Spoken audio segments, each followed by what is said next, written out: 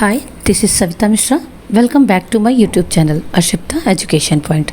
In the previous video, we have already read about simple permanent tissue and complex permanent tissue. Now, let's look at protective tissue. But before that, if you have not subscribed my channel, then please go and subscribe first. Okay? Now, let's start. There are two types of protective tissue. First, epidermis and second कॉक tissue. Start करते हैं epidermis tissue के साथ. First point है the epidermis protect plant from injury, pathogens and water loss. It means कि जो epidermis है वो प्लांट को प्रोटेक्ट करता है किससे? इंजरी से, पैथोजेंस से और वाटर लॉस से. सेकेंड पॉइंट में गिवन है कि जो डेजर्ट प्लांट होते हैं ये इनमें एक थिक क्यूटिकल एपिडर्मिस की लेयर होती है जो क्या करती है कि वाटर लॉस की जो रेट होता है उसको कम करती है और पेड़ को पानी की कमी से बचाती है. ठीक है. थर्ड पॉइंट है कि जो एपिडर्मिस है ना, वो सर्टेन एरिया में होता है और ये क्या करता है कि गैस भी एक्सचेंज करता है रेस्पिरेशन के टाइम पे जब फोटोसिंथेसिस होता है. ये रूट में भी होता है. जो रूट में जो एपिडर्मिस होते हैं है ना, ये क्या करते हैं? इंक्रीज़ करते हैं सरफेस एरिया को. कब? जब हम इसमें ऐड करते हैं मतलब जब ज़्यादा अब्जॉर्प्शन चाहिए होती है वाटर की या न्यूट्रिएंट्स की, तो जो है ये एपिडर्मिस उसमें क्या करते हैं? हेल्प करते हैं. इसके बाद आते हैं कॉक टिश्यू पे. कॉक टिश्यू क्या होता है? कॉक टिश्यू जो होता है ये ट्री की बाहरी प्रोटेक्टिव लेयर होती है और ये जो है ट्री के बार्क का ही एक कंपोनेंट होता है. कॉर्क के जो टिश्यू होते हैं जब पुराने हो जाते हैं तो जो सेकेंडरी मेरिस्टेम टिश्यूज़ है ना वो उन्हें रिप्लेस कर देते हैं. इस प्रोसेस की वजह से कॉर्क में कई मोटी लेयर बन जाती है. ठीक है. इसके बाद आते हैं कॉर्क के फंक्शन पे. तो कॉर्क के क्या फंक्शन है? सबसे पहला काम इसका ये है कि ये प्रोटेक्ट करता है ट्री को किससे? बैक्टीरियल और फंगल इन्फेक्शन से. और इसके साथ ये प्रिवेंट भी करता है किसको? वाटर लॉस को. किसके थ्रू? बाग के थ्रू, क्योंकि बाग बहुत टफेस्ट होता है ना और इसमें से वाटर बाहर नहीं आ पाता. ओके. इसके बाद आते हैं एनिमल टिश्यूज़ पे. एनिमल टिश्यूज़ यानी ह्यूमन बीइंग में जो टिश्यूज़ मिलते हैं हमें, तो ये भी चार टाइप के होते हैं. एक होता है एपिथेलियल टिश्यू, दूसरा मस्कुलर टिश्यू, तीसरा कनेक्टिव टिश्यू और चौथा नर्वस टिश्यू. तो वन बाय वन हम लोग सबको डिस्कस करेंगे. स्टार्ट करते हैं एपिथेलियल टिश्यू के साथ. एपिथेलियल टिश्यू जो होते हैं ये जो है सभी के ऊपर होते हैं. ये हमेशा ग्रो करते हैं कहाँ? जो अदर टाइप के टिश्यूज़ होते हैं उनके ऊपर, है ना. हमारी पूरी बॉडी में और जितने भी ऑर्गन्स हैं, ये हमारी पूरी बॉडी है, ये जो है एपिथेलियल टिश्यू से कवर्ड है और हर ऑर्गन के ऊपर एक लेयर होती है वो एपिथेलियल टिश्यू की होती है. तो जो सेल होते हैं एपिथेलियल टिश्यू के, ये जो है क्या करते हैं? ये क्लोज होते हैं ईच अदर, मतलब हर सेल के साथ मतलब क्लोज होते हैं टिश्यू. और ये जो है नॉन सेल्यूलर इनका बेस, मतलब इनका जो बेस मेम्ब्रेन होती है वो कैसी होती है? नॉन सेल्यूलर होती है.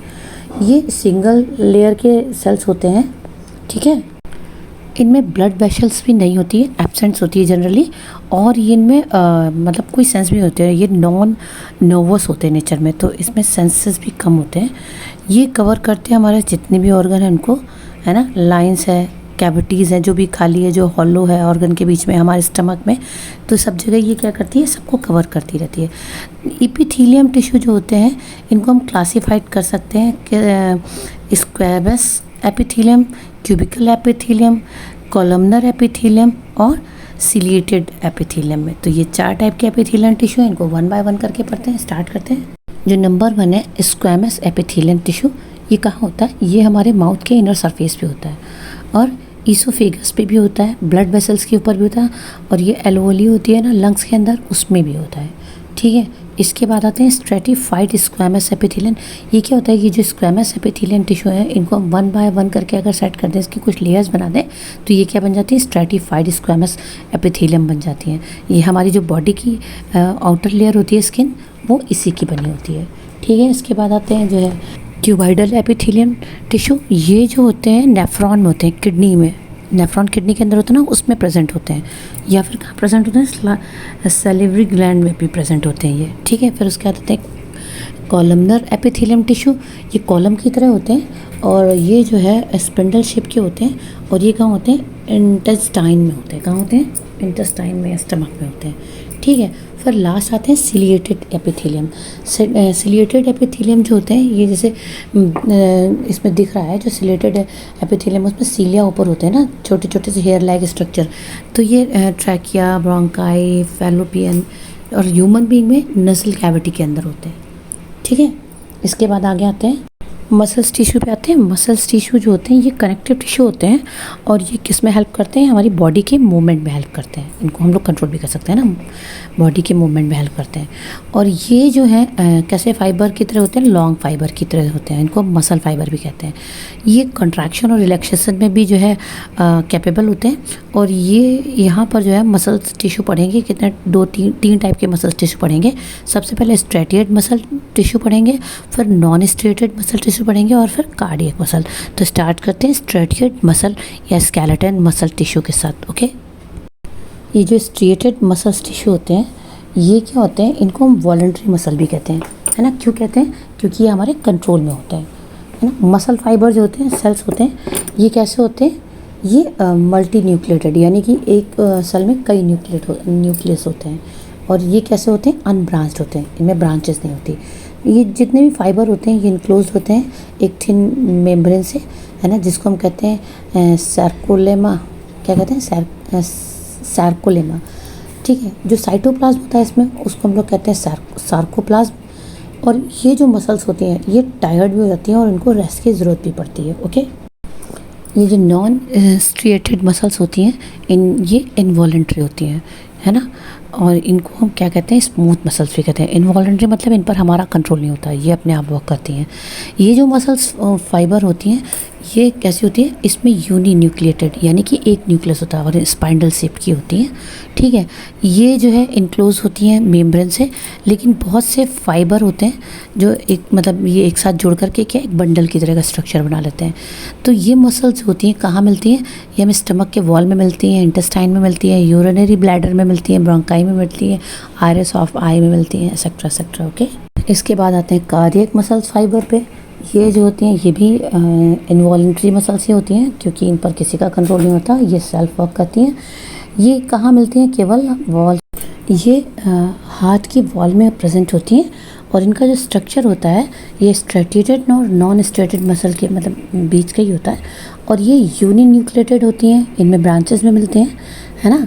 और ये जो है क्या कहते हैं कि इनके जो मसल्स होते हैं वो रिदमिक कंट्रक्शन करते हैं, है ना, through out the life. Okay,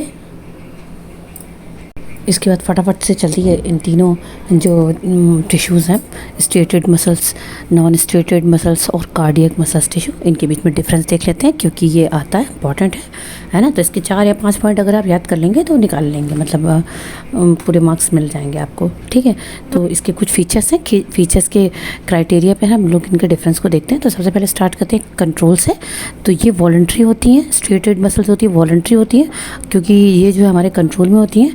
इसके बाद नॉन स्ट्रेटेड मसल्स और कार्डियक मसल्स ये कैसे होती है, इनवॉलंटरी होती हैं क्योंकि इन पर हमारा कंट्रोल नहीं होता है। ठीक है, लोकेशन की बात करें तो स्ट्रेटेड मसल्स होती है अटैच्ड होती है किससे, स्केलेटन से, है ना। नॉन स्ट्रेटेड मसल जो होती है कहाँ पे होती है, ये स्टमक के वॉल में होती है। और इसी तरह से कार्डियक मसल जो होती है वो कहाँ होती है, हार्ट की वॉल में। स्ट्रक्चर की बात करें तो स्ट्रेटेड मसल्स का स्ट्रक्चर कैसा होता है, ये मल्टी न्यूक्लिएटेड होती है और अनब्रांच्ड फाइबर होते हैं। ठीक है, अगर जो है क्या कहते हैं कि नॉन स्ट्रेटेड मसल्स की बात करें तो ये यूनी न्यूक्लिएटेड होती हैं और इसका शेप कैसा होता है, स्पाइंडल शेप फाइबर होता है। और कार्डियक मसल जो कैसी होती है वो यूनी न्यूक्लिएटेड होती हैं लेकिन उसमें ब्रांचेस होते हैं तो वो ब्रांच्ड फाइबर होती हैं। ठीक है, फिर अगर हम मेम्ब्रेन की बात करें तो ये जो होती है स्ट्रेटेड मसल्स ये इनक्लोज होती है एक थिन मेम्ब्रेन से जिसको हम कहते हैं सार्कोलेमा। ठीक है, इसी तरह से जो है ये नॉन स्ट्रेटेड मसल्स होती है, ये इनक्लोज नहीं होती है किसी भी मेम्ब्रेन से, बस ज्वाइंट होती है एक दूसरे मतलब फाइबर में, एक बंडल की तरह अपीयर होती हैं। और अगर हम कार्डियक मसल की बात करें तो ये भी जो है सार्कोलेमा से जो है इनक्लोज होती है। ठीक है, उसके बाद आती है साइटोप्लाज्म की बात। तो तीनों में ही जो साइटोप्लाज्म होता है उसे हम कहते हैं स्क्लेरोप्लाज्म। ठीक है, तीनों में स्क्लेरोप्लाज्म ही होता है। इसके बाद आता है किस पे, फटीग की बात करें तो तो ये जो है स्ट्रेटेड मसल्स होती हैं आसानी से ये टायर्ड हो जाती हैं, उनको रेस्ट की ज़रूरत होती है। नॉन स्ट्रेटेड मसल आसानी से टायर्ड नहीं होती हैं, लेकिन जो कार्डियक मसल होती हैं वो टायर्ड ही नहीं होती हैं, उनको रेस्ट की ज़रूरत ही नहीं होती, वो कभी नहीं रुकती, बिना रुके काम करती है। अगर रुक गई तो हमारा हार्ट भी रुक जाएगा। ओके, फिर अपीयरेंस की बात करें तो जो स्ट्रेटेड मसल्स होती हैं वो स्ट्रिप्ड की तरह अपीयर होती हैं, और जो नॉन स्ट्रेटेड मसल्स होती हैं ये कैसी होती हैं, स्मूथ अपीयर करती हैं ये, ठीक है। और ये जो कार्डियक मसल्स होती हैं ये स्ट्रेटेड भी होती हैं, नॉन स्ट्रेटेड भी होती है, ठीक है। तो ये कुछ डिफरेंस है जिनको याद करें ना, ठीक है। अभी के लिए इतने, अगले वीडियो में इसके आगे का पार्ट लेके आऊँगी। If you like my video please like and subscribe. Till then bye bye.